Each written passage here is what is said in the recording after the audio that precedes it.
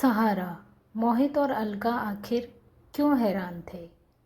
मोहित को घर जाने के लिए सिर्फ 1 हफ्ते की छुट्टी मिली थी। समय बचाने के लिए उसने अपनी पत्नी अलका व बेटे राहुल के साथ मुंबई से दिल्ली तक की यात्रा हवाई जहाज़ से करने का फैसला किया। अलका ने घर से निकलने से पहले ही साफ साफ कहा था, देखो मैं पूरे 5 महीने के बाद अपने मम्मी पापा से मिलूंगी।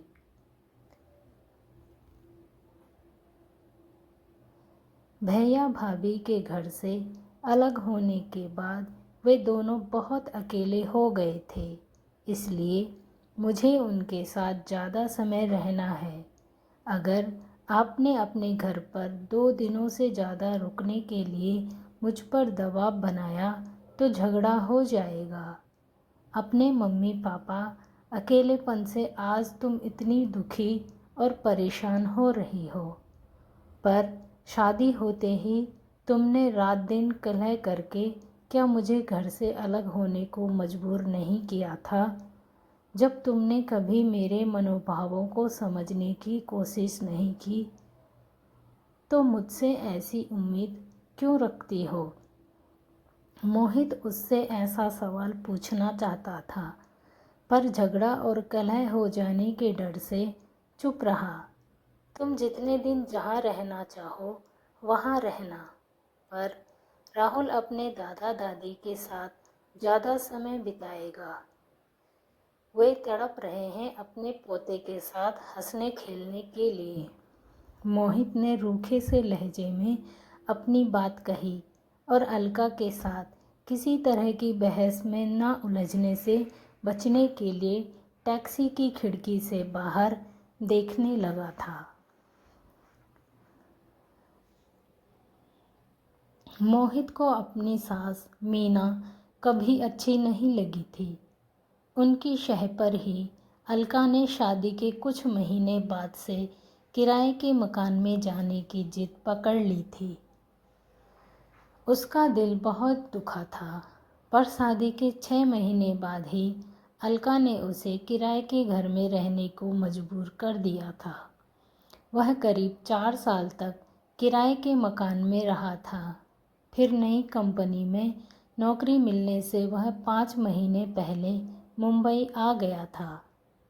अब सप्ताह भर की छुट्टियां लेकर वह सपरिवार पहली बार दिल्ली जा रहा था।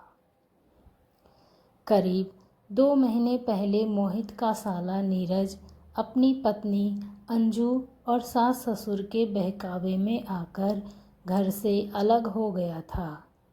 उसके ससुर ने उसे नया काम शुरू कराया था, जिसमें उसकी अच्छी कमाई हो रही थी।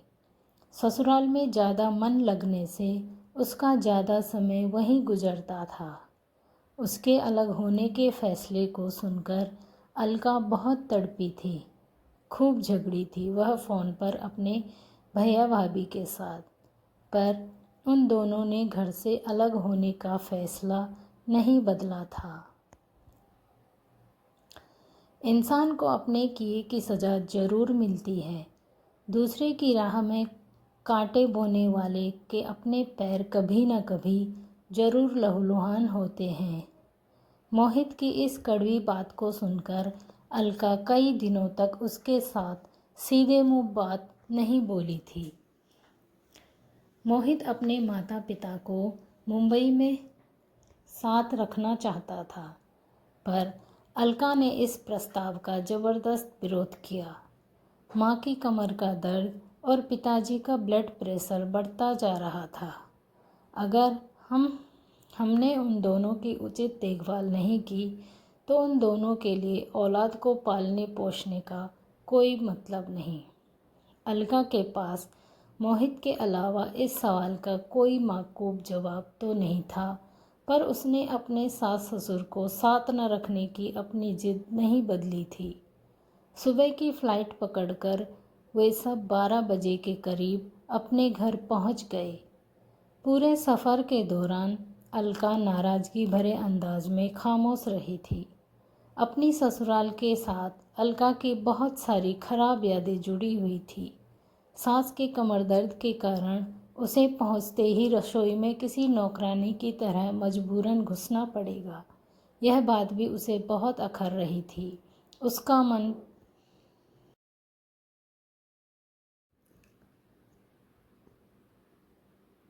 बहुत आतुर हो रहा था।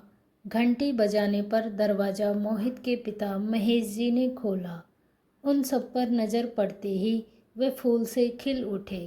अपने बेटे को गले लगाने के बाद उन्होंने राहुल को गोद में उठाकर खूब प्यार किया। अलका ने अपने ससुर जी के पैर छूकर उनका आशीर्वाद पाया। महेश जी तो राहुल से ढेर सारी बातें करने के मूड में आ गए। अपने दादा से रिमोट कंट्रोल से चलने वाली कार का उपहार पाकर राहुल खुशी से फूला नहीं समा रहा था। अलका और मोहित घर में नजर आ रहे बदलाव को बड़ी हैरानी से देखने लगे।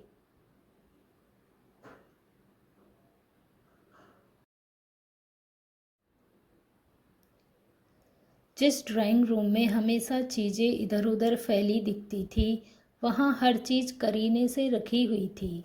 धूल मिट्टी का निशान कहीं नहीं दिख रहा था। खिड़कियों पर नए पर्दे लगे हुए थे।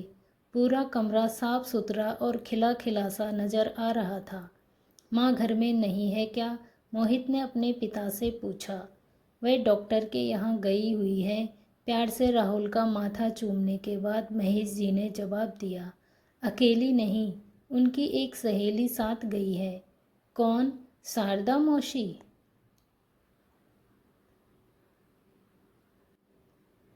नहीं, उन्होंने एक नई सहेली बनाई है। दोनों लौटने वाली ही होंगी। तुम दोनों क्या पियोगे? चाय या कॉफ़ी या कोल्ड ड्रिंक? अरे बाप रे! महेश जी ने अचानक माथे पर हाथ मारा और राहुल को गोद से उतार झटके से सीधे खड़े हो गए। क्या हुआ? मोहित ने चिंतित स्वर में पूछा। गैस पर भिंडी की सब्जी रखी हुई है। इस शैतान से बतियाने के चक्कर में मैं उसे भूल ही गया था। वह झेंपे से अंदर गए और मुस्कुराए और फिर तेजी से रसोई की तरफ चल पड़े। राहुल कार के साथ खेलने में मग्न हो गया। अलका और मोहित महेश जी के पास रसोई में आ गए। घर की साफ सफाई के लिए कोई नई काम वाली रखी है क्या पापा? साफ सुथरी रसोई को देख अलका यह सवाल पूछने से खुद को रोक नहीं पाई। काम वाली तो हमने लगा ही नहीं रखी है बहू। घर के सारे कामों में तुम्हारी सास का हाथ अब मैं बटाता हूँ। तुम यह कह सकती हो कि उसने नया काम वाला रख लिया है। अपने मजाक पर महेश जी सबसे ज़्यादा खुलकर हंसे। मोहित के एक भगोने पर ढकी तस्करी को हटाया और बोला, वाह, मटर पनीर की सब्जी बनी है। लगता है माँ सारा लंच तैयार करके गई है। डॉक्टर के यहाँ बहुत भीड़ होती है, इसलिए तो। वह तो 3 घंटे पहले घर से चली गई थी। आज लंच में तुम दोनों को मेरे हाथ की बनी सब्जियां खाने को मिलेगी। किसी छोटे बच्चे की तरह गर्व से छाती फुलाते हुए महेश जी ने उन दोनों को बताया। आपने खाना बनाना कब से सीख लिया पापा? मोहित हैरान होकर उठा। घर के सारे काम करने का हुनर हम आदमियों को भी आना चाहिए। तुम बहू से ट्रेनिंग लिया करो। अब मैं तुम्हें इलायची वाली चाय बनाकर पिलाता हूँ। चाय मुझे बनाने दीजिए पापा। अलका आगे बढ़ गई। अगली बार तुम बनाना। तुम्हारे हाथ की बनी चाय पिए तो एक अरसा हो गया। महेश जी ने प्यार से उसके सिर पर हाथ फेरा तो अजीब सी भावुकता का शिकार हो उठी अलका को अपनी पलकें नम होती प्रतीत हुई थी। तभी किसी ने बाहर से घंटी बजाई तो मोहित दरवाज़ा खोलने के लिए चला गया। अलका, तुम्हारे पापा आए हैं। कुछ देर बाद मोहित की ऊंची आवाज़ अलका के कानों तक पहुंची तो वह भागती सी ड्राइंग रूम में पहुंच गई। आप यहाँ कैसे? अलका अपने पिता उमाकांत को देख खुशी से खिल उठी। तुम लोगों के आने की खुशी में रसमलाई लेकर आया हूँ। राहुल को गोद से उतारने के बाद उमाकांत ने अपनी बेटी को छाती से लगा लिया। उमाकांत, रसमलाई का मजाक खाने के बाद लिया जाएगा, अभी चाय बनकर तैयार है। महेश जी रसोई में से चिल्लाकर बोले। ठीक है भाई साहब, ऊंची आवाज़ में जवाब देने के बाद उमाकांत ने हैरान नज़र आ रहे बेटी दामाद को बताया, हम दोनों एक दूसरे के बहुत पक्के दोस्त बन गए हैं। रोज़ मिले बिना हमें चैन नहीं आता। यह चमत्कार कैसे हुआ, इस सवाल को पूछने से रोहित खुद को नहीं रोक सका। यह सचमुच चमत्कार ही है। उमाकांत ने मुस्कुराते हुए रमाकांत को सवाल का जवाब देना टाल गए थे। तभी करीब 2 महीने पहले घटी एक घटना की याद उनके मन में बिजली की तरह कौंध गई थी। अपने बेटे बहू के अलग हो जाने से मीना बहुत ज़्यादा दुखी और परेशान थी। बेख्याली में घर की सीढ़ियाँ उतरते हुए उनका पैर फिसला और दाएं टखने में मोच आ गई। डॉक्टर की क्लिनिक में उनकी मुलाकात महेश और आरती से हुई। आरती की कमर का इलाज वही डॉक्टर कर रहा था। तेज़ दर्द के कारण तड़प रही मीना का आरती ने बहुत हौसला बढ़ाया था। उनके खिलाफ अपने मन में बसे सारे गिले शिकवे भुलाकर उन्हें सहारा दिया था। अपने बेटे बहू से बहुत ज़्यादा नाराज़ मीना ने उसे अपनी चोट की खबर नहीं दी थी। डॉक्टर को दिखाने के बाद कुछ देर आराम करवाने के लिए महेश जी व आरती उन दोनों को अपने घर ले आए थे। मीना का सिर भी दीवार के साथ जोर से टकराया था। वहाँ कोई जख्म तो नहीं हुआ था, पर सिर को हिलाते ही उन्हें जोर से चक्कर आ रहे थे। इस स्थिति के चलते मीना को आरती के घर में उस रात मजबूरन रुकना पड़ा। उनकी किसी के साथ बनती नहीं थी। बहू बेटे के गलत व्यवहार से मिले जख्म पीड़ा दे रहे थे। तुम कुछ ठीक होने के बाद ही अपने घर जाना। आरती की अकेलापन से भरी ऐसी इच्छा ने मीना को बेटी के ससुराल में रुकने के लिए मजबूर कर दिया था। आने वाले दिनों में दोनों दंपतियों के बीच दोस्ती की जड़ें मजबूत होती गई थी। एक दूसरे के प्रति नाराज़गी, नफरत, शिकायतें, खर्च होने वाली ऊर्जा फिर आपसी प्रेम को बढ़ाती चली गई थी। माँ के साथ ये क्या हुआ, अलका के इस जवाब को सुनकर अतीत की यादों से झटके के साथ उबर आए थे। कुछ देर में वह आती ही होंगी, इसे फ्रिज में रख आ। उमाकांत ने रसमलाई का डिब्बा अलका को पकड़ा दिया। वे सब लोग जब कुछ देर बाद गर्मा गर्म चाय का लुत्फ उठा रहे थे, तब एक बार फिर घंटी की आवाज़ घर में गूंज गई। दरवाज़ा खुलने के बाद अलका और मोहित ने जो दृश्य देखा वह उनके लिए अकल्पनीय था। मोहित की मां आरती ने अलका की मां मीना को सहारा देकर ड्राइंग रूम में प्रवेश किया। बहुत ज़्यादा थकी सी नज़र आने के बावजूद वे दोनों घर आए मेहमानों को देखकर खिल उठी थी।